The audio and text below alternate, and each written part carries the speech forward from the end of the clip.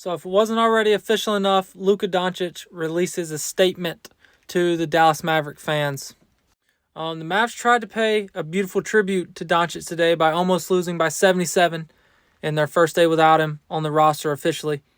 Sadly, they came up just short and only ended up losing by around 50. But in all seriousness, it's tough.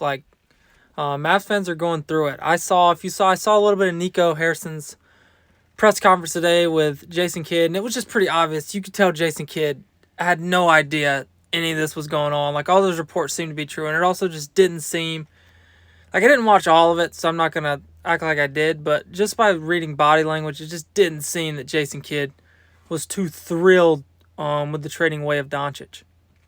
I just still think something. I know the reports came out about his health, it's scared about it's him being able to stay healthy and all the things like that. But I still feel like something had to go on behind the scenes for Nico Harrison to start shopping Luka Doncic like this. A guy who's literally, in my opinion, you could argue he's the best player on the planet.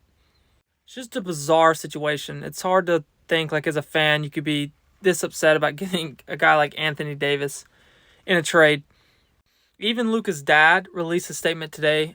He went on air and just kind of talked about it and said that he thought it was basically not quoting, but just basically said that he thought he was treated unfairly, and talked about how Luka did play over 100 games last year if you factor in the playoffs, and how he was playing 40 minutes a game in those games, going against double teams, so it's how he thought it was maybe kind of unfair for Dallas to hold so much against him, being injury prone.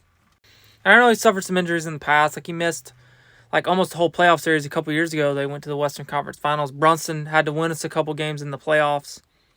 But still, with a guy like Luka, I still, his injury history just still isn't near bad enough for that to be the reason you shop him and go trade him away like that. So I don't know. First off, the Mavs got to get healthy. They've got a lot more injuries than just Luka. AD himself's injured. Kyrie didn't play today. Lively's going to be out for a while. I am interested to see, AD and Kyrie play together. I think that'll be really fun.